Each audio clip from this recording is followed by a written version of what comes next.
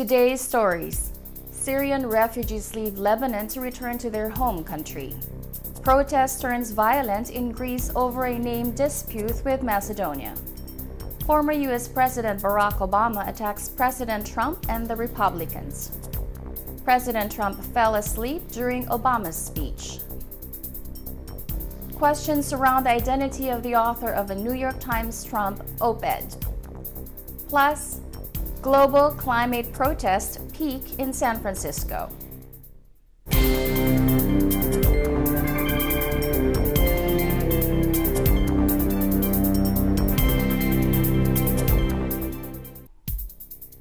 Hello everyone, I am Rose Papa Angeles, bringing you stories from around the globe. And this is Eagle News, Washington, D.C.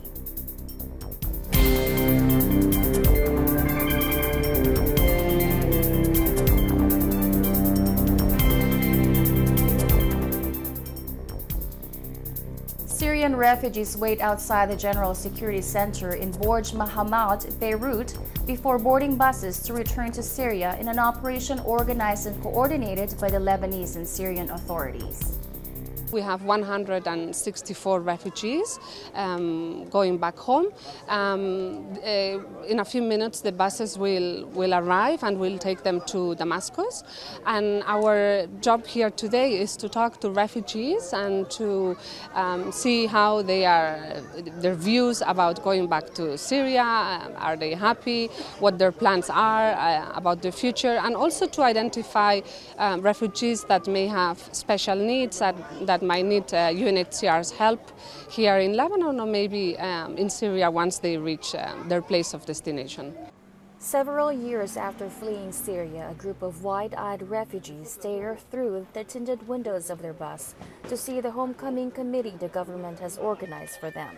The few dozen people who step off the coach that ended their exile in Lebanon look slightly alarmed by the crowd forming around them and the sight of Russian soldiers supervising their crossing at the Jdeida-Yebus border post. فإذا فضلنا نرجع لبلدنا أحسن وأضمن وأريح وأسلم إن شاء الله. لكن أنا صار معي مرض، والأمراض اللي صارت معي متعددة. ما حد فيني أكفي هون أدخل على مشفيات، وتعرف أنت المشفيات كلها غالية. يبقى أنا بكفي في سوريا.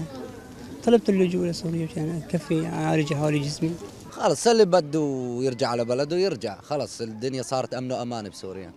ما عادش في خوف يعني من شيء. Doctors are at hand to offer medical assistance along with a group of volunteers handing out food and drinks. Government subsidized SIM cards are distributed to these returnees. هذا يقعد ورا عبوا قدام. كل شخص كبير بيحط. Protesters clash with police as a demonstration turns violent in Thessaloniki against an agreement reached by Greece and Macedonia to resolve a dispute over the former Yugoslav republic's name. Greek Prime Minister Alexis Tsipras on Sunday said his government would complete its 4-year term despite disagreement with his coalition partner over a disputed name deal with Macedonia. Tsipras said his coalition partner Panos Kaminos, head of the independent Greek party, will not endanger the country's recovery and political stability. He told a news conference in Thessaloniki the country needs political stability. Elections are not scheduled for another year, but Kaminos has vowed to do everything in his power to block the deal, including leaving the government. The preliminary agreement with Macedonia in June, to be confirmed by a referendum by Skopje later this month and a Greek parliamentary vote early in 2019, will see the Balkan state renamed North Macedonia. The tiny landlocked country had joined the United Nations in 1993 as the former Yugoslav Republic of Macedonia. Greece also has a northern province named Macedonia, the heart of Alexander the Great's ancient kingdom, and many Greeks fear the deal will officially enable Skopje to lay claim to their cultural heritage. Some 7,000 people demonstrated on Saturday in Thessaloniki against a name deal in a protest organized by local citizens and church groups. A small group of protesters threw flares and stones at police who responded with tear gas. 8 people were arrested, 2 of them minors. The main opposition New Democracy Party also rejects the deal, but Tsipras, who controls 145 seats in the 300-seat parliament, could still get it approved by simple majority with the help of lawmakers from smaller parties or independents who have voiced support.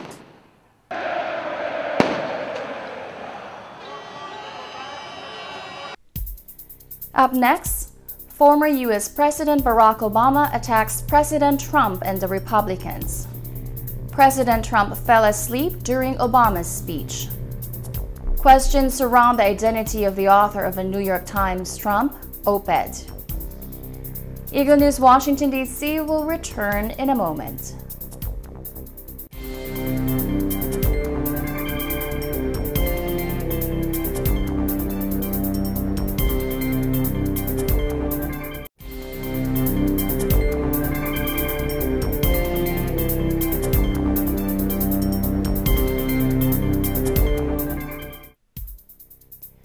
Welcome back. You're watching Eagle News Washington, D.C. Donald Trump is a symptom, not the cause. Barack Obama attacks U.S. Republicans for failing to keep President Donald Trump in check during his speech at the University of Illinois in a forceful return to the political fray aimed at firing up Democratic voters ahead of key elections. It did not start with Donald Trump. He is a symptom, not the cause. I mention all this just so when you hear how great the economy is doing right now, let's just remember when this recovery started.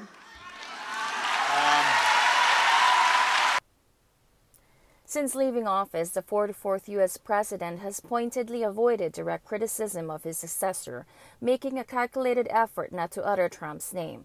But on Friday, the gloves came off.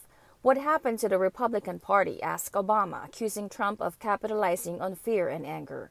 In a nod to the turbulence of the past week, which saw allegations of a secret resistance working inside the White House, the 57-year-old Obama poured scorn on the idea that everything will turn out okay, because some of Trump's staff are secretly ignoring the boss's orders. In reference to the revelations by investigative journalist Bob Woodward, whose new book describes Trump's aides battling to rein in an angry, uniformed president, Obama thundered, "That's not how our democracy is supposed to work." The Democratic former president assailed Republicans as unwilling to find the backbone to challenge Trump head-on, accusing them instead of answering outrageous actions with vague statements of disappointment. He said, quote, "They're not doing us a service by actively promoting 90% of the crazy stuff that he's coming out of this White House, and then saying, 'Don't worry, we're preventing the other 10%.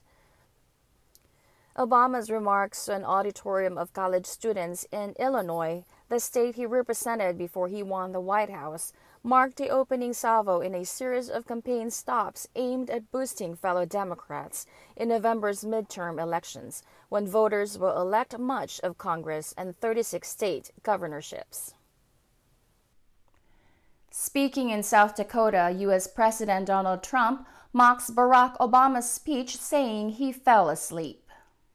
And I gladly stand up next to you and defend her, 'cause there ain't no doubt. Thank you. And President Obama made a speech. Now, if that doesn't get you out to vote for the midterms, nothing will. But he made a speech today. They said, "What did you think of his speech?" I said, "Well, I did start watching it, but sadly, I fell asleep." An editorial by anonymous senior U.S. official, according to the New York Times, says that President Trump's own staff sees him as a danger to the nation. A spokesman for Mike Pence on Thursday denied the U.S. vice president might be the official who wrote a scathing and signed op-ed piece in New York Times about President Donald Trump. On the internet, the focus on Pence as the possible author apparently stemmed from the use of the obscure word lodestar in the column. Pence is said to have used the term in several speeches in the past. But Pence spokesman Jared Agent insisted the vice president did not write the piece, which said Trump's own staff sees him as a danger to the nation who needs to be protected from his own erratic impulses. Agent wrote on Twitter, "The vice president puts his name on his op-eds. The New York Times should be ashamed, and so should the person who wrote the false, illogical, and gutless op-ed." quote unquote, "Our office is above such amateur acts." Trump reacted furiously to the publication of the editorial. He asked if it could be considered treasonous assail the Times for the gutless story and questioned whether the senior official it was attributed to actually existed. Coming up, global climate protests peak in San Francisco. Eagle News Washington, D.C. will return shortly.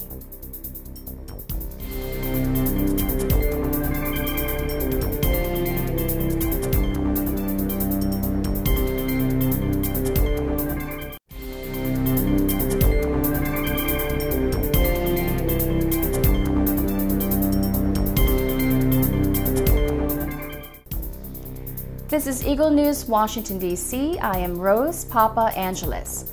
Tens of thousands of people across the globe took to the streets Saturday demanding the government step up action on global warming, even as UN climate talks tasked with breathing life into the Paris Agreement faltered. Nearly 1,000 events in more than 90 countries believed a two-pronged message, usher in a world powered by renewable energy rather than planet-warming gas, oil, and coal, and protect the people most vulnerable to rising seas and climate-enhanced extreme weather. The rolling 24-hour event peaked in San Francisco, where thousands snaked through the city chanting and carrying handmade signs and banners. Several slogans were barbs from the heart of Blue America pointed at Washington. Alternative energy, not alternative facts, read one. Defend democracy, impeach Putin's poodle, read another, taking aim squarely at U.S. President Donald Trump, who opted out of the landmark 2015 Paris Climate Treaty and has moved aggressively to dismantle the climate policies of his predecessor, Barack Obama. California, by some estimates, the fifth largest economy in the world, has committed ambitious goals for slashing carbon dioxide emissions over the next 3 decades. Governor Jerry Brown leads a coalition of subnational regions and cities also taking aggressive climate action.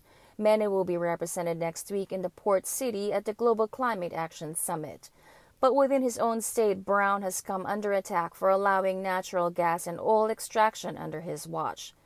Hours earlier in France, up to 115,000 people turned out in what may be the country's largest environmental demonstration.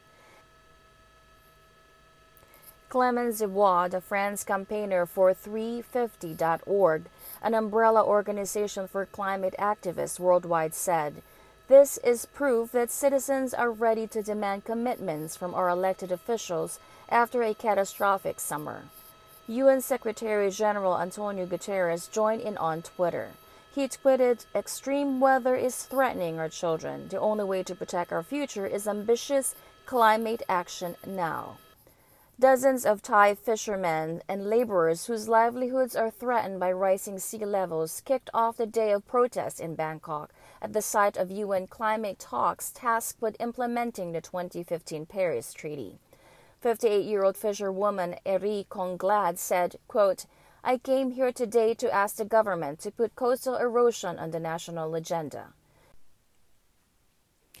Even as global warming outpaces efforts to curb it, sharp divisions between rich and developing countries, especially over money, have deadlocked the critical UN talks, which aim to hammer out a draft rulebook that ministers and heads of state can push across the finish line at a UN climate summit in December. Police said more than 10,000 people turned out in Danish capital Copenhagen, while 1,300 rallied in front of the European Parliament in Brussels. Teacher Kim Lek-Wong at the demonstration said the idea was to challenge the elected officials and governments in the European capital. "There are a lot of lobbies here, and we realize that NGOs do not necessarily have the influence to fight them." As part of protests in Australia, a tall ship moved through Sydney Harbour in front of the Opera House as activists on board held up protest signs. Its billowing sails featured banners that read "Rise for Climate Action with 350, referring to the advocacy group 350.org that spearheaded the global protest. In Manila, more than 800 people marched through the streets protesting the country's heavy reliance on coal. Along with Bangkok, the Philippine capital is projected to be among the world's hardest hit urban areas by climate change impacts. Around 10,000 school students and their teachers in northern India tied red ribbons to trees in a call to end deforestation. Subnational governments, cities, and businesses will gather in San Francisco on September 12 for the three-day Global Climate Action Summit, an explicit counterweight to actions by Donald Trump. The U.S. president opted out of the landmark 2015 Paris Climate Treaty and has moved aggressively to dismantle the climate policies of his predecessor, Barack Obama. That is today's Eagle News, Washington, D.C. Join us tomorrow for stories that matter to you. Visit our website at Eaglenews.PH and EagleNewsLive.com. Like us on Facebook, follow us on Twitter at twitter.com/EagleNewsPH. Thank you for watching. I am Rose Papa Angeles, and I am 1 with 25.